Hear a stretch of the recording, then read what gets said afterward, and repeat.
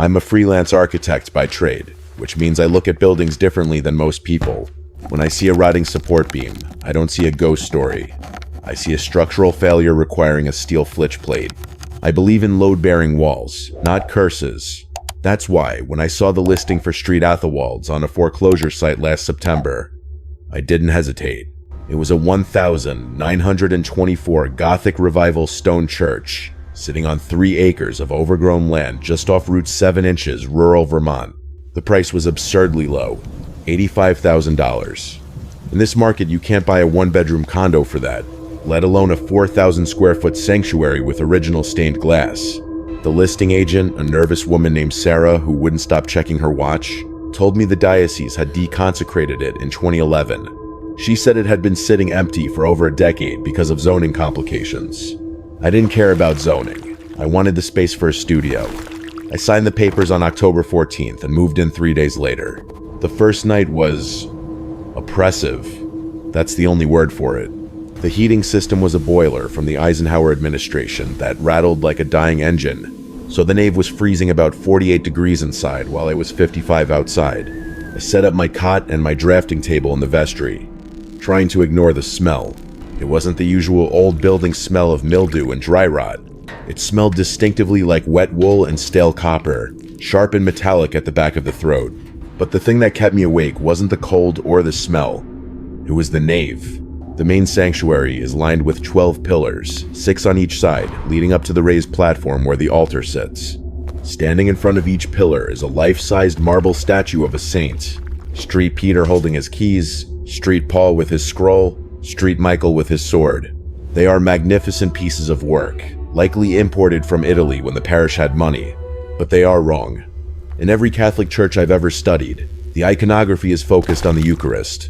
The statue should be facing the center aisle, or slightly angled toward the altar, guiding the congregation's eyes toward God. At Street Athelwalds, every single statue is facing the rear doors. I noticed it during the walkthrough, but I was too focused on the vaulted ceiling to process it. Now, living here, I can't stop looking at them. Their backs are turned completely to the altar. They aren't welcoming people in, they look like they're trying to leave. Or worse, like they're a phalanx. A line of defense standing between the front doors and whatever sits at the other end of the church. I walked the length of the aisle at 11:30 p.m. with a flashlight. The beam cut through the dust motes, illuminating the smooth, cold backs of the saints. When I reached the altar, I turned around to look at the view the priest would have had. 12 stone backs, 12 rejections. Tomorrow, I whispered, my breath pluming in the cold air.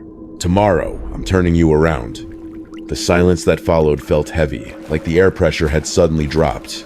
I went back to the vestry and locked the door, telling myself it was just for warmth. Daylight has a way of bleaching out fear. When the sun came streaming through the eastern stained glass at 7 a.m., the church didn't feel oppressive. It just felt dusty and neglected. I made a pot of coffee on a hot plate and walked into the nave, looking at the saints with a critical eye rather than a fearful one. It annoyed me. As an architect, I care about intent. The intent of a church is communion. Having the statues face the exit was a design failure, a disruption of the flow. I decided to start with Street Peter, the statue closest to the altar on the left. I'm a big guy, 6'2", and I'm used to hauling drywall and lumber, but marble is a different beast. I estimated Street Peter weighed about 450 pounds. He wasn't anchored to the floor, just resting on a heavy limestone plinth. I grabbed my heavy-duty hand truck and a pry bar from the truck. It was 10:15 a.m. when I started. I wedged the pry bar under the base of the statue. The sound was instant and awful, a high-pitched shriek of stone grinding against stone that echoed up into the vaulted ceiling like a scream. It set my teeth on edge. I had to put my entire body weight into it, boots slipping on the dusty floor, sweat stinging my eyes. "Turn around, you stubborn bastard," I grunted, heaving against the cold marble shoulder. It took me 45 minutes to rotate him 180 degrees. When I was done, Street Peter was finally facing the altar. It looked right. It looked natural. His stone eyes were fixed on the empty brass cross, his posture reverent. I stepped back, wiping my hands on my jeans, satisfied. The floor beneath the base was scarred with fresh white scratches from the rotation. I was too exhausted to do the other 11. My lower back was throbbing. a dull ache that radiated down my legs. I spent the rest of the day cleaning the vestry and setting up my Wi-Fi hotspot. By 9 p.m., I was done. I avoided looking at the nave. The dark had returned, and with it, that heavy, underwater feeling in the air. I slept poorly. I dreamed of dragging sounds. Not the high-pitched screech of the pry bar, but a low, heavy rumble, like a tomb lid sliding open. I woke up at 6:30 a.m. My back was stiff. I grabbed my mug and walked out into the nave to admire my work on Street Peter, planning to tackle Street Paul next. I froze in the doorway. The mug slipped from my hand and shattered, splashing hot coffee over my boots. Street Peter was facing the doors. I stood there for a full minute, my brain scrambling for a logical explanation. Did I dream moving him? No. My back was in agony. My pry bar was still leaning against the pillar. I walked slowly down the aisle, my heart hammering against my ribs. I looked at the floor around the base of the statue. The white scratches I had made yesterday were there. But there were new scratches, now curved, erratic gouges in the stone floor, cutting across the ones I had made. He hadn't just been turned back. The statue was now 3 inches closer to the door than it had been yesterday. I checked every lock in the building. The heavy oak doors at the front were barred from the inside. The side entrance to the vestry was deadbolted. The window-stained glass depictions of the Stations of the Cross were too high to reach and sealed shut with decades of grime and lead. No one had broken in, which meant I had to force my brain into the kind of mental gymnastics skeptics excel at. Vibrations, I told myself. Trucks on Route 7. The floor isn't level. The boiler creates a resonance frequency. It was a weak theory. Heavy trucks don't rotate 400-pound marble statues and slide them 3 inches, but it was better than the alternative. I decided not to touch the statues again that day. Instead, I focused on the heating. It was November 2nd, and the temperature outside had stabilized at a crisp 55 degrees. Inside, I had managed to get the ambient temperature in the nave up to a livable 68 degrees using a few industrial space heaters, and by patching the drafty window frames. But around 2 p.m., I noticed something strange while measuring the choir loft for a potential workspace. I was sweating in my flannel shirt up in the loft, but as soon as I walked down the stairs toward the altar, the sweat turned icy on my skin. It wasn't a gradual shift, it was a wall. I went to my tool bag and grabbed my Raytech infrared thermometer, a pistol grip device I used to find insulation leaks. I stood in the center of the nave, halfway between the doors and the altar. I pointed the laser at the floor near the entrance. 68.4 degrees Fahrenheit. Normal. I took 3 steps toward the altar. 68.1 degrees Fahrenheit. 3 more steps. I was now passing the third pair of statues, Street Matthew and Street Thomas. 67.8 degrees Fahrenheit. Then I crossed the invisible line where the pews ended and the open space before the altar began.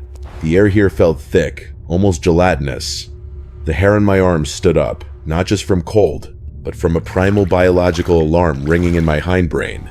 I pointed the gun at the base of the altar. 42.2 degrees Fahrenheit. I blinked and pulled the trigger again. 41.8 degrees Fahrenheit. It was 26 degrees colder in a span of 10 feet. There were no vents here, no open windows. The cold wasn't drifting in. It was radiating out. It was radiating from the altar itself. That's when the smell hit me again, stronger than the first night. When I first moved in, I thought it was just old plumbing. Now, standing 5 feet from the altar, the scent was unmistakable. It smelled like a vase of flowers that had been left to rot in stagnant water for a month, sickly, sweet, and putrid. But underneath that was something sharper. Copper. I tasted it on the back of my tongue. It tasted like I'd just bitten the inside of my cheek. I backed away. As soon as I crossed the line back to the pews, the temperature shot up, and the smell vanished, as if cut with a knife. I looked at Street Peter.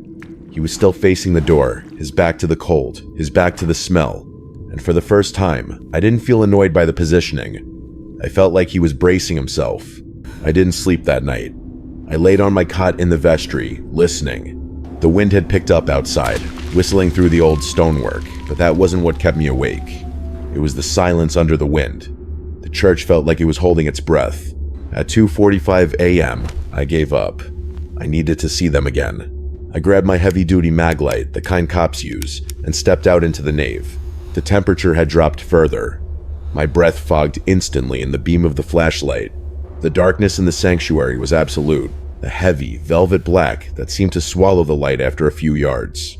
I walked to the first pair of statues near the altar, Street Peter and Street Paul. When I bought the place, I had admired the craftsmanship. I assumed they were Italian marble, likely Carrara, carved by a master who understood anatomy. I remembered thinking their faces were beautifully stoic, the calm resolve of martyrs ready to die for their faith. I shone the beam on Street Peter's face. The shadows cast by the harsh light exaggerated his features. The stoicism was gone. The brow was furrows deep, the mouth a tight, grim line. It looked like the face of a man grinding his teeth in anticipation of a blow. I moved to Street Paul. His head was tilted slightly lower than I remembered. His chin was tucked into his chest, shoulders hunched up around his ears. It wasn't a posture of prayer. It was a flinch. "You're imagining it," I whispered. My voice sounded thin and flat in the vast space. "It's the lighting. It's the angle." I moved down the line to the third pillar on the right. Street Jude, the patron saint of lost causes. I remembered Street Jude distinctly because I had taken a close-up photo of him on my phone the day I toured the building. I liked the sorrow in his expression.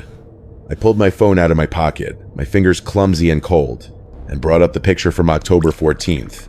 In the photo, Street Jude's eyes were heavy-lidded, sorrowful but peaceful. His lips were relaxed. I raised the flashlight to the statue's face. I nearly dropped the light. The stone eyelids were retracted. The eyes were wide, staring frantically toward the front doors. The carver had drilled small holes for the pupils, and seeing them surrounded by that much smooth white sclera triggered a visceral reaction in my gut. He didn't look sad. He looked petrified. I held the phone up next to the statue, shivering violently now. It wasn't a trick of the light. The stone had moved. The corners of the mouth were drawn back, showing the hint of teeth I hadn't seen before. The neck muscles, sternocleidomastoids, carved with anatomical precision, were straining, standing out like cords against the stone skin. He wasn't just facing the door. He was straining toward it. I swept the light across the others. In the dancing shadows, they all looked the same now. 12 men, frozen in stone, not in an act of worship, but in a moment of panic. They weren't guarding the church. They were trying to flee from the altar behind them, and they were stuck. I backed away slowly, keeping the light trained on Street Jude, half expecting his eyes to dart toward me. They didn't. They stayed fixed on the exit, desperate and unblinking. I spent the next 2 days avoiding the nave entirely. I entered and exited through the side door in the vestry, keeping the heavy door to the sanctuary bolted shut. I told myself I was just focusing on the living quarters. I needed a kitchen, a shower, a place to exist that didn't feel like a tomb. I started tearing out the rotting built-in cabinets along the east wall of the vestry. They were cheap pine editions from the 72nds, peeling and water damaged. I had a crowbar in hand, a smaller one than I'd used on Street Peter, and was ripping away a section of baseboard when I found the hollow space. It wasn't a secret passage, just a gap between the cabinet back and the original stone wall. Tucked into the insulation, wrapped in a brittle plastic grocery bag, was a black ledger. I sat on the floor, ignoring the cloud of drywall dust choking the air, and unwrapped it.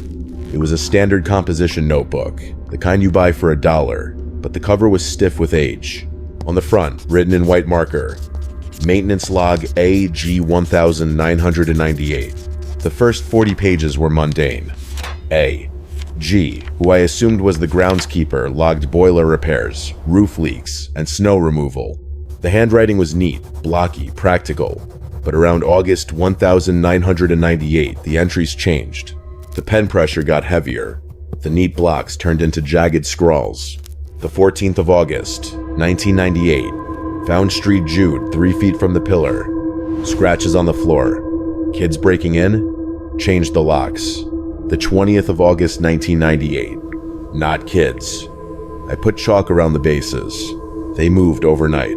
All of them. They are bunching up, like sheep seeing a wolf. I flipped forward, my heart thudding against my ribs. The pages smelled like mold and panic. The 3rd of September, 1998. Father Thomas won't go near the altar anymore. He says the air tastes like blood. I told him about the statues. He called it the aversion. He says they aren't moving, they are recoiling. I stared at that word. The aversion. It was a clinical, almost theological way to describe the impossible. The entries became sporadic after that, written in what looked like charcoal or a very thick pencil, smudged and frantic. The 28th of October, 1998, the cold spot is 40 degrees. The boiler is running full blast. It doesn't matter. The heat dies at the communion rail. Then, the final entry. It was dated November 1st, 1998, All Saints' Day. The bishop came. He didn't stay. He looked at the altar, and he wept. He told us to leave it. He said, "You cannot cast out what isn't demonic. This isn't a spirit. It's a wound." Underneath that, underlined 3 times so hard the paper had torn. Rule 1. If the saints won't look at it, neither should we. Never look at what they are refusing to see. I closed the book. My hands were shaking so bad I dropped it. The sound of the notebook hitting the floor thump was small, but in the silence of the vestry, it sounded like a gunshot. "A wound," I whispered. From the other side of the bolted door, from the darkness of the nave, something answered. It wasn't a voice. It was the sound of stone grinding on stone. A long, slow drag. I didn't open the door after finding the journal. I wedged a chair under the handle of the vestry door and sat there, listening, until the sun went down. But silence is a tricky thing in a building this size. It amplifies your own heartbeat until you can't tell what's internal and what's external. I eventually drifted into a restless, shallow sleep on my cot. I woke up at 3:03 a.m. I didn't wake up because of a nightmare. I woke up because the air pressure in the room had changed. It felt like being in a plane during a rapid descent. My ears popped, hard. Then came the sound. The vestry shares a wall with the sanctuary, near the altar.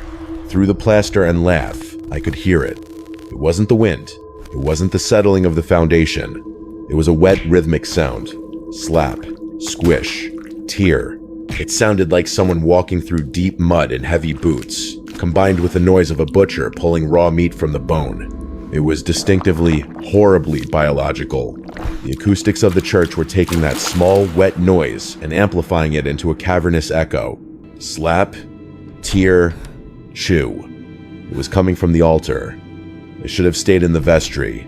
Every survival instinct I had screamed at me to stay behind the locked door. But the architect in me, the part that needs to understand the mechanics of a space, overrode the fear. If there was an animal in there, a raccoon or a bear, I needed to know. I took the chair out from under the handle. I moved silently. I unlocked the door. I cracked it open just an inch. The smell hit me instantly. The copper scent was gone, replaced by something much worse, ozone and bile. It smelled like a thunderstorm inside a slaughterhouse. The nave was pitch black, but I could hear the source of the wet noise clearly now. It was right at the communion rail. Something was feeding.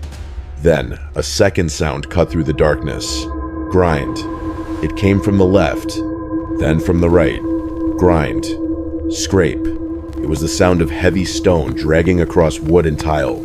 I shone my flashlight through the crack in the door, just for a second. The beam cut across the darkness. I didn't see the altar. I was too terrified to look at the wound. I saw the statues. Street Matthew wasn't on his plinth. He had slid 2 feet back into the aisle. Street Thomas was vibrating, actually shaking on his base, making a low humming noise as the stone chattered against the floor. They were moving. They were retreating. Crack. A sound like a gunshot rang out from the altar, the sound of something hard snapping. The wet chewing stopped. The silence that followed was heavy, attentive. It knew I was there. I slammed the door, but I didn't lock it. I knew the lock wouldn't hold whatever made that sound. Instead, I ran. Not outside. My keys were on the table in the dark, but up. I sprinted up the narrow spiral staircase to the choir loft at the back of the church. I scrambled over the railing and huddled on the floor behind the massive pipe organ, clutching my knees to my chest. From the darkness below, the dragging started again. Louder this time. Faster. And then, a voice.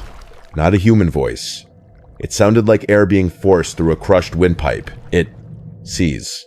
I didn't sleep. I just passed out from exhaustion around dawn, curled up in the dust behind the pipe organ. When I woke, the light streaming through the rose window was blinding, casting kaleidoscope patterns of red and blue across the loft floor. My neck was locked in a spasm of pain, and my mouth tasted like iron. For a long moment, I lay there, listening. The silence was absolute.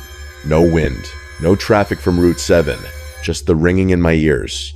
I crawled to the brass railing of the choir loft and looked down into the nave. I gripped the rail so hard my knuckles turned white. I thought I was still dreaming, or that the stress had finally snapped my mind. The nave had been reconfigured.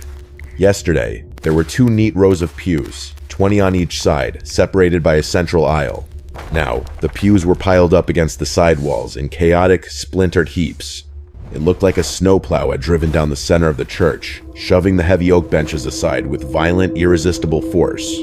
The center of the church was a wide, empty runway of scarred stone, and the saints, they were no longer standing by their pillars. Street Peter, Street Paul, Street Jude, all 12 of them had dragged themselves off their plinths. They were now clustered in a tight, terrified semicircle about 20 feet from the front doors, directly below my position in the loft. The stone floor behind them was gouged with deep white tracks, marking their agonizingly slow retreat from the altar. They weren't just facing the doors anymore, they were crowding them. It looked like a panic at a nightclub, a frozen crush of bodies trying to escape a fire. Street Bartholomew was leaning heavily against Street Matthew, his marble robes chipped where they had collided. Street Michael's sword was broken off, lying 10 feet back in the danger zone. I felt a wave of nausea so sudden and violent, I almost vomited over the railing. It wasn't just fear, it was vertigo.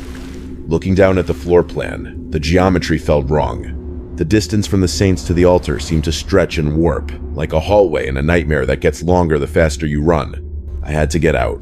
My truck keys were still on the drafting table in the vestry. To get there, I had to go down the spiral stairs, walk past the huddled mass of statues, and cross the transept. I forced myself to stand. My legs felt like they were filled with water.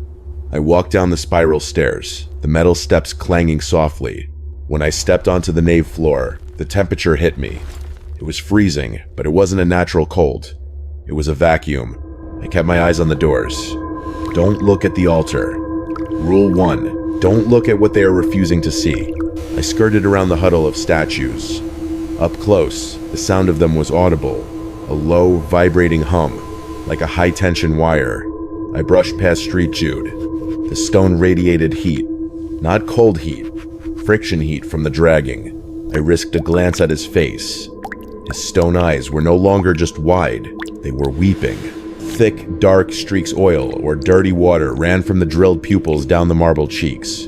I reached the vestry door, my hand shaking so bad I fumbled the knob. I threw it open, grabbed my keys, and didn't look back.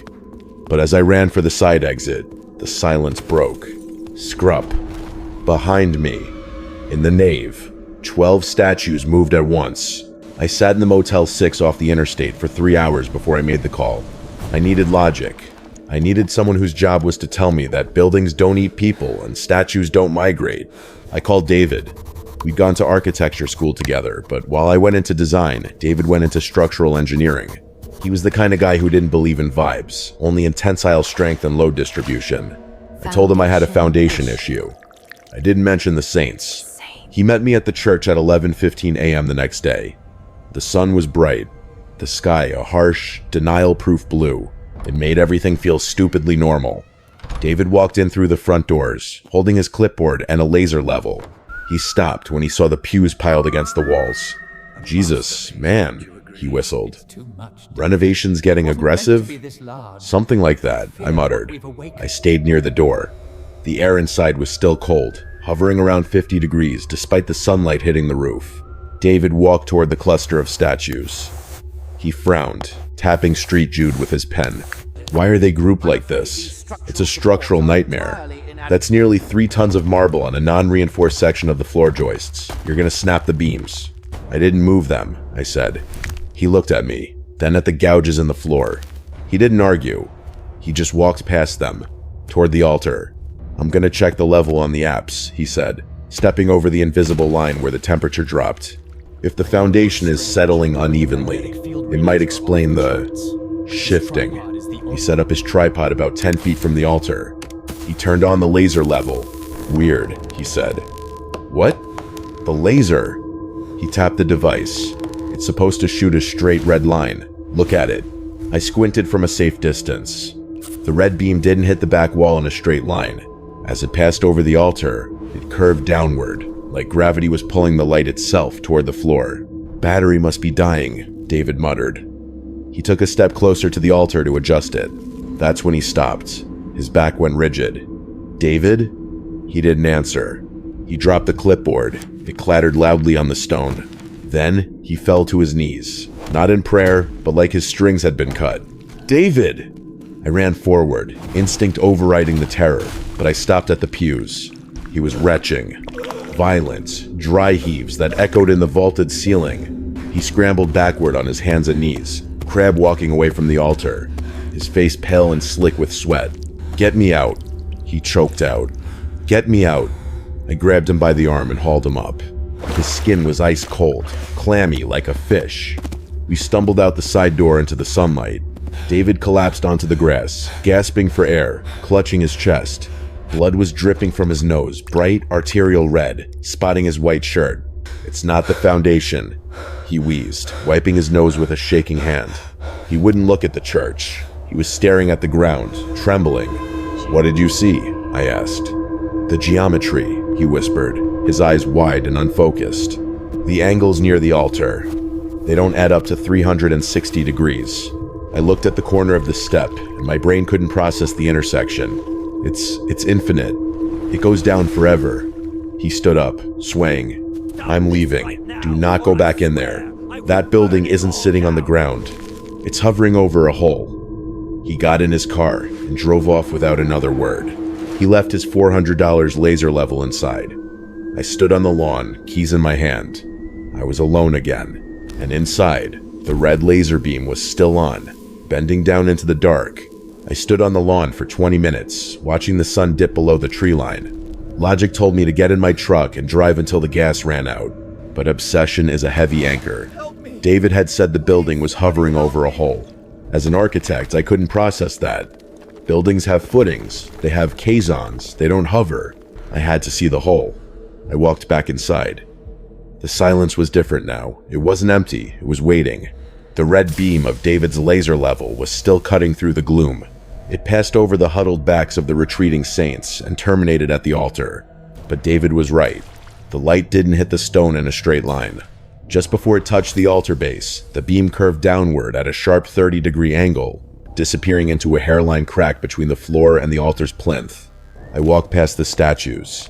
I tried not to look at them, but I noticed Street Peter's hand. The one holding the keys to heaven was snapped off at the wrist. It lay on the floor, pointing back toward the door. A breadcrumb trail telling me to leave. I stepped into the cold zone. It was intense enough to make my teeth ache. The air smelled of ozone and deep, stagnant earth, the smell of a cave that hasn't seen sunlight in a million years. I approached the altar. It was a massive block of white marble, roughly 6 feet long and 3 feet wide. I had assumed it was solid, a single quarried block. But looking at it now, illuminated by the warped red laser and my shaking flashlight, I realized it was two pieces.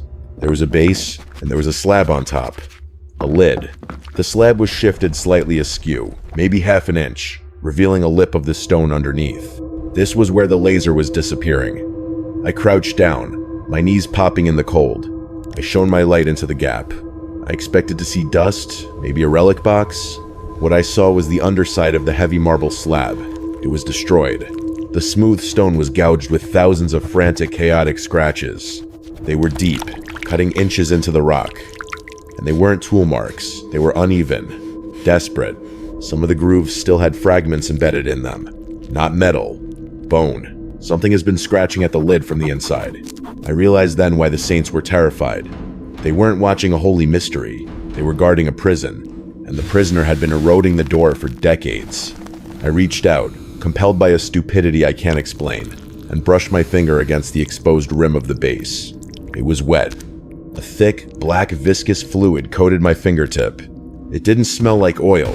It smelled like blood that had gone bad. Thud. The sound came from directly beneath my feet. The heavy marble slab weighing easily 1,000 pounds jumped. Just a fraction of an inch. A vertical hop, like a pot lid boiling over. Thud. It jumped again. Harder this time. The gap widened. A sound escaped from the opening. It wasn't a growl. It was a voice, mimicking the sounds it had heard in this church for 50 years. It whispered, in a voice that sounded like grinding stones. "Body of Christ." I should have run. When a stone box mimics the Eucharist with a voice like grinding gravel, you don't stick around. But the storm hit before I could get my keys into the ignition. It wasn't a normal Vermont rainstorm. It was a deluge. The sky opened up at 8:45 p.m., hammering the slate roof with such violence that it drowned out the thuds coming from the altar. Then, at 9:15 p.m., the power died. The sudden silence of the electric hum was deafening. No refrigerator buzz, no heater fan, just the rain and the dark. I had a Coleman propane lantern in the vestry, one of those old camping ones that hisses when it burns. I lit it, the mantles glowing a fierce, radioactive white. The light it cast was harsh and threw long, jittery shadows against the walls. I huddled in the vestry, but the floor began to hum. It started as a tickle in the soles of my feet, then escalated to a vibration strong enough to rattle the teeth in my skull. It wasn't the storm, it was the church itself. The building was shaking, destabilized by whatever was pushing up against that marble lid. I couldn't stay in the vestry. The walls felt like they were closing in. I needed the open space of the nave, even if that meant being closer to it. I stepped out into the sanctuary at 10:30 p.m. The lantern light swung wildly, illuminating the dust motes dancing in the air. The vibration was worse here. The pews I hadn't moved were inching across the floor on their own, chattering against the stone. I looked toward the back of the church, near the heavy oak doors, where the statues had huddled. They were shaking. Street Jude, Street Matthew, Street Thomas. They were vibrating so violently on their bases that I could hear the marble chipping away.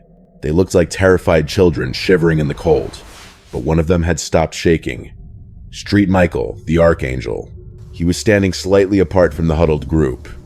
In Part 7, his stone sword had snapped off during the retreat. He stood weaponless, his marble hand gripping empty air. As I watched, the sound of grinding stone cut through the noise of the rain. C-trip-R-A. Street Michael was moving, but he wasn't retreating anymore. Slowly, agonizingly, the statue began to rotate. It fought the friction of the floor, the base carving a deep semicircle into the stone. He turned away from the safety of the doors. He turned away from the other saints. He turned to face the altar. The movement was jerky, unnatural. His head snapped around first, the neck cracking audibly, then the shoulders. He squared his body toward the black void of the sanctuary. He wasn't turning to worship. There was no reverence in the posture. He lowered his head like a linebacker, preparing for a collision. He was placing himself between the fleeing saints and the thing in the box. It was the most terrifying thing I had seen yet. Because if the statues were sentient enough to run, they were sentient enough to know when running was useless. Street Michael wasn't fighting to win. He was buying time. Then, the thudding from the altar stopped. The lid didn't jump, it slid. The sound was smooth, heavy, and wet. The marble slab pushed aside with a horrible ease. The lantern flickered, the shadows stretched, and Street Michael took a single, heavy step forward. The heavy marble slab hit the floor with a sound that should have cracked the foundation, but it didn't echo. The sound was swallowed instantly, sucked into the hole that was now gaping open at the top of the altar. I was paralyzed, gripping the lantern handle so hard my fingers were numb. I wanted to look away, but I couldn't. Something rose from the box. It wasn't a figure. It wasn't a demon with horns or a ghost in rags. It was a column of absolute living darkness. It looked like ink spilled into water, billowing and expanding, but with purpose. It was a void so profound that it hurt to look at, a tear in the fabric of the room where the physics of the world just stopped. The light from my lantern didn't illuminate it. The light touched the edge of the darkness and simply ceased to exist. Street Michael took another step. The stone scraped loud and harsh. He raised his empty hand. The darkness lashed out. It didn't strike like a snake. It surged like a tidal wave. It washed over the statue of the Archangel in silence. There was no crash of impact. There was just a sickening sound of disintegration, like 1,000 porcelain plates being crushed in a hydraulic press. In a second, the statue was gone. Not knocked over. Gone. Reduced to a pile of white dust and gravel that scattered across the floor. Then the darkness turned its attention to the rest of the room. The air pressure dropped so low my ears popped violently, and I tasted copper blood in my mouth again. The lantern in my hand flared once, turning a desperate, brilliant blue, and then it died. It didn't flicker out. The flame was physically ripped from the nozzle. Absolute darkness slammed into me.